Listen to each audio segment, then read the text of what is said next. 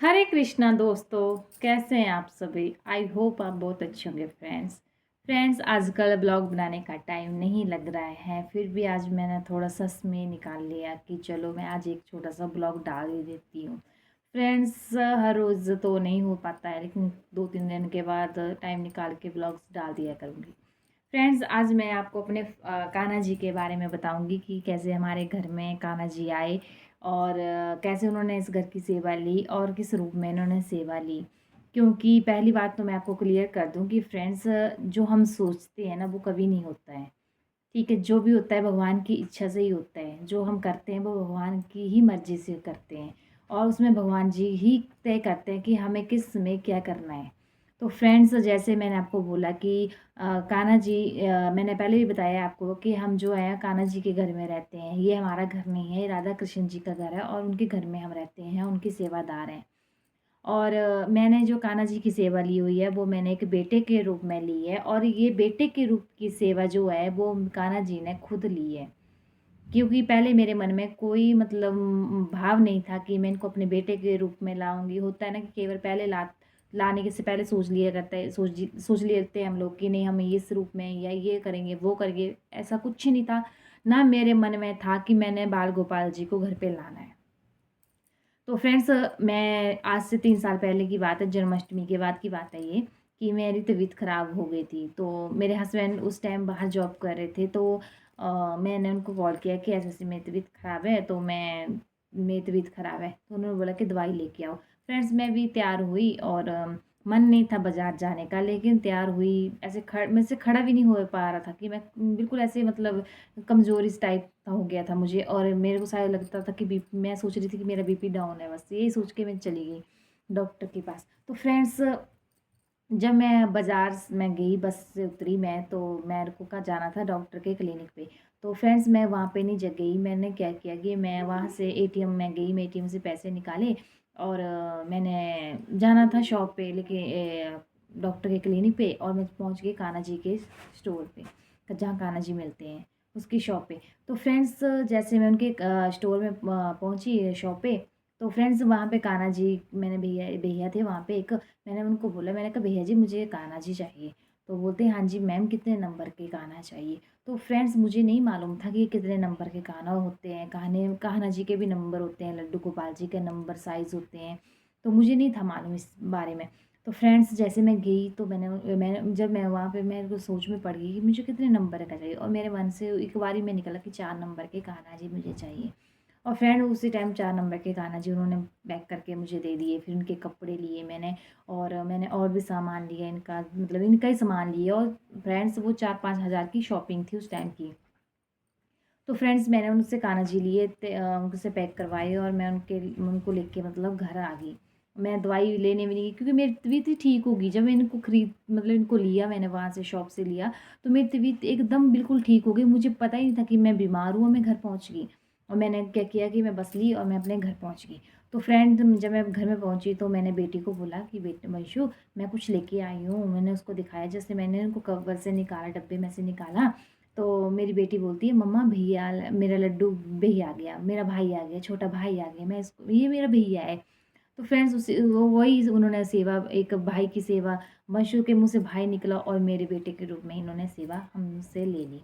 क्योंकि उस टाइम बेटी छोटी थी, वो सेवा नहीं कर पाती थी, लेकिन अब वो बिल्कुल इनकी पूरी सेवा कर लेती है। तो फ्रेंड उस टाइम ये मेरे बेटे के रूप में इन्होंने हमसे सेवा ले ली। फिर उसके बाद हमने इनकी प्राण प्रतिष्ठा की, सब कुछ विधि पूर्वक किया और इनको अपने घर में स्थापित कर दिया। इनकी एक चौकी, प्यारी सी चौकी बनवाई, उनको चौकी में बिठाया, उनकी पूरी सेवा, उनके मतलब उनका पूरा मतलब पूजा घर अच्छे से तैयार किया। फिर इनको हमने बेटे के रूम में इनकी सेवा ली। फिर उसके बाद फ्रेंड्स हमने इनकी प्राण प्रतिष्ठा के बाद जब हमने इनको पहला भोग लगाया था, तो मुझे आज भी याद है कि मैंने दूध का भोग लगाया था। और इनको मैं दूध लेके आई, जैसे मैंने इनको दूध लेके आई तो मैंने इनको ना एक दूध का चम्मच दूध का लिया और मैंने उनको पिलाने लगी, तो इन्होंने ना वो पूरा चम्मच ना अपनी तरफ खींच लिया सारा दूध। फ्रेंड्स वो उस टाइम उन्होंने पूरा भोग, मतलब वो चम्मच पूरा स्पून खाली हो गया था उस टाइम। तो इन्होंने ऐसे पहला भोग जो था हमारे घर का, जो इन्होंने लिया था, वो लिया था इन्होंने दूध का, और वो दूध भी सारा ख़त्म हो गया था। जो एक चम्मच मैंने भरा हुआ था वो ख़त्म हो गया था फ्रेंड्स।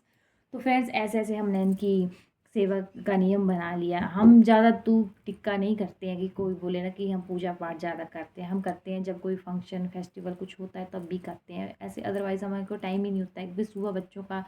लेकिन हाँ, एक नियम में ज़रूर बांधा हुआ है स्टार्टिंग से कि इनको नहलाना है, इनके कपड़े चेंज करने हैं, इनको टाइम से वो खाना देना है, भोग लगाना है, इनको ताज़ा पानी भरना है, मतलब ये सारे हमने मतलब अपना रूटीन बनाया हुआ है।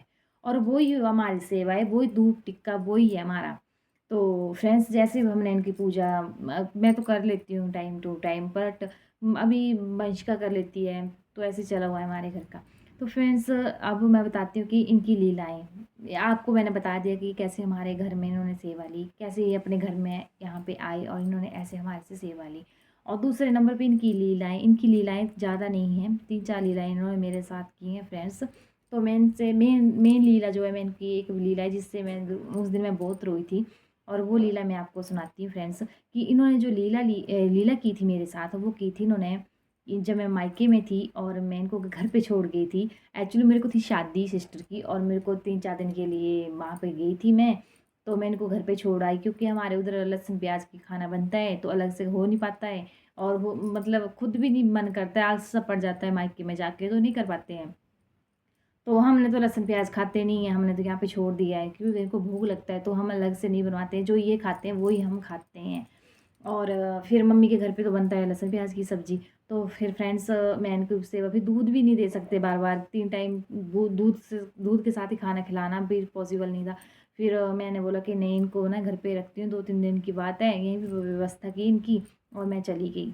तो फ्रेंड्स, फ्राइडे वाला दिन था, फ्राइडे को शाम को मैं गई थी घर से। तो फ्राइडे की रात को मुझे सपने में आ गई है जी, मैं वृंदावन पहुंच गई।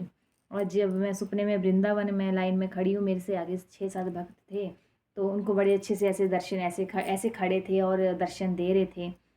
तो सभी उनके माथा टेकते, उनसे थोड़ी देर उनको निहारते, फिर चले जाते। वैसे जैसे मेरा नंबर भी आ गया, जैसे मैं उनके सामने खड़ी हुई, मैंने ऐसे हाथ जोड़े, तो इन्होंने ऐसे मुंह मोड़ लिया मुझसे। तो फ्रेंड, ऐसे मुंह मोड़ लिया तो मैंने एक बार तो रो रहे थे, मुंह मोड़ लिया और रो रहे थे, आंखों से ऐसे आंसू आंसू बह रहे थे, इनकी आंखों से आंसू इतने, मतलब इतने रो रहे थे, इतने आंसू बह रहे थे कि मैं भी इनको देख के कि आप रो क्यों रहे हैं? मैंने इनसे पूछा कि आप रो क्यों रहे हैं? तो इन्होंने मुझे बोला कि मैं आपसे बात नहीं करूँगा। आप मुझे घर पे छोड़ के गए हो ना, मैं आपसे बात नहीं करूँगा। तो फ्रेंड्स, आपको मैं क्या बोलूँगी, मैंने सपने में हम दोनों ने ऐसे गले लग के इतने रोए कि मुझसे गलती हो गई, आज के बाद मैं ये गलती दोबारा नहीं करूँगी। मैं गलती कर दी मैंने आपको वहाँ पे छोड़ के, और मैं आज के बाद ये गलती नहीं करूँगी। फ्रेंड्स, सच बोल रही हूँ, कान्हा जी की कसम, इतने रोए हम दोनों ना, इतने रोए ना, बहुत रोए हम दोनों।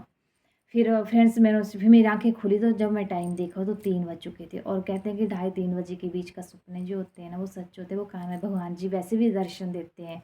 और ढाई 3, अगर ढाई बजे से लेकर 3 सवा 3 बजे तक अगर हम कोई विश माँगते हैं तो वो भी पूरी होती है रात को ही। तो फ्रेंड्स, वैसे ऐसे फिर मैंने सुबह, मेरे को पूरा रात फिर नींद नहीं आई, 3 बजे के बाद मुझे नींद नहीं आई क्योंकि मेरा मन भटक गया। फिर मेरी नींद मतलब खुल गई, फिर नहीं मेरे को समझ में आया। तो जैसे तैसे सुबह हुई, तो मैंने सुबह मम्मी चाय लेके आई। मैंने बोला, मम्मी, मैं उठ गई थी 6 बजे, मम्मी तो उठ गई जल्दी आज के बाद। मैंने मम्मी, ऐसे मैं उठती हूँ 8 बजे, घर पे भी और वैसे भी मम्मी के घर पे भी मैं 8 साढ़े 8 बजे, मम्मी खुद चाय लेके आती तब उठती हूँ, लेकिन उस दिन मैं 6 बजे उठ गई। तो फिर मम्मी बोलती कि बेटा तू आज जल्दी उठ गई। मैंने, मम्मी ऐसे-ऐसे रात को ऐसे-ऐसे हुआ मेरे साथ, उसके बाद मैं सो ही नहीं पाई। तो मम्मी बोलती, तू ले आती घर, क्यों उसको छोड़? मैं कहा चलो, मैंने सोचा तो कुछ और ही था। फिर फ्रेंड्स, यकीन मानिए, मैं तैयार होके फिर वापस घर आई। फिर इसके लिए सामान थोड़ा पैक करवाया, इसके पापा को फ़ोन, मतलब अपने हस्बैंड को फ़ोन किया। मैंने बोला कि आप थोड़ी देर के लिए घर चलो मेरे साथ, ऐसी-ऐसी बात हुई है। बोले कोई बात नहीं, तू आ जा, मैं काम फिनिश करके निकलते हैं फिर साथ में। घर में आए, इनको उठाया, सुला के गई थी इनको मैं वैसे। मैंने इनको उठाया, इनको नहलाया। वो गर्मी तो थी उस टाइम, मैंने इनको जल्दी-जल्दी पानी में किया, मैंने लेके आई, मैंने नहलाया इनको, इनके कपड़े चेंज किए और मैं इनसे माफ़ी माँगी। मैं क्या, कान्हा, लड्डू, सॉरी बेटा, मैं क्या, मेरे से गलती हो गई, मैं आज के बाद तुझे अकेला नहीं छोड़ूँगी। तो फ्रेंड्स, फिर उसके से माफ़ी माँगी, फिर इसको मैंने अपनी परेशानी बताई। मैं कहा, बेटा भी मेरे साथ, मैं तेरे को वहाँ पे भोग बार-बार ऐसे मतलब लहसुन प्याज का भोग तो हम आपको लगाते नहीं हैं। तो आप कोई दिक्कत होगी तो मैं 1-2 दिन के लिए जा रही हूँ, ज़्यादा टाइम मैं नहीं रहूँगी वहाँ पे और मैं वापस आ जाऊँगी। तो ऐसे तैसे फिर इनसे बातचीत की, फिर उसके बाद बिल्कुल अच्छे से 3-4 दिन निकल गए मेरे बड़े प्यार से। और बिल्कुल भी मुझे कोई परेशानी नहीं, कोई मेरी इसके पीछे इसकी मतलब टेंशन नहीं रही फिर। इनको फिर मैं अपने घर चली गई, फिर मायके गई शाम को शनिवार को, फिर शादी अटेंड की, फिर उसके बाद घर आई।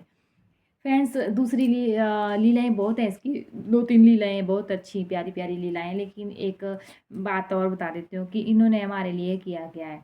तो फ्रेंड्स जैसा कि मैं बता दूँ कि बहुत कुछ ज 3 साल में इन्होंने बहुत कुछ कर दिया हमारे लिए। तो फर्स्ट तो मेरे मायके वालों के सारे दुःख दर्द दूर कर दिए इसने। जो मेरे मायके वाले हैं, जो मेरा भाई है आज फ़ॉरेन में है और अच्छा खासा कमा रहा है। बढ़िया से मेरे मम्मी-पापा भी बढ़िया से रह रहे हैं, बढ़िया सब काम उनके अच्छे से बन गए। क्योंकि मेरी मम्मा ने एक बारी ने लड्डू जी को बोला था कि लड्डू गोपाल जी मेरे बेटे का काम कर दो, क्योंकि उसका काम अटक गया था 2-3 मतलब काफ़ी टाइम से अटका हुआ था, उसका काम नहीं बन रहा था। लेकिन जब इससे विश माँगी ना मम्मा ने, तो फिर 3 महीने के अंदर इसका काम बन गया था और वो चला गया था।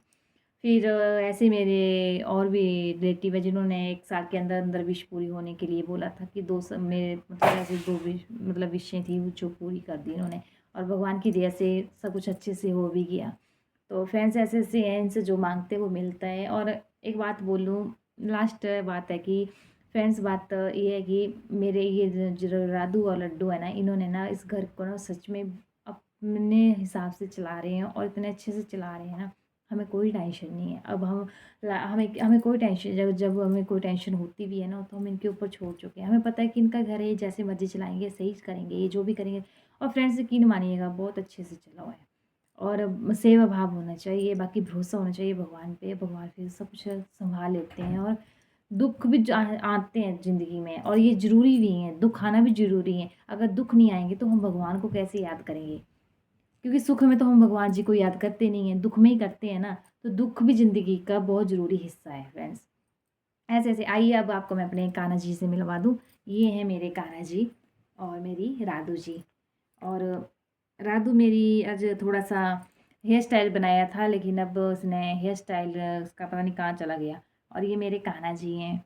मेरी राधू जो है थोड़ी-सी शांत है स्वभाव की है और मुस्कुराती रहती है, लेकिन ये थोड़ा-सा मुँह फुला लेता है अपनी माँ से। लेकिन फिर भी बहुत प्यारा है।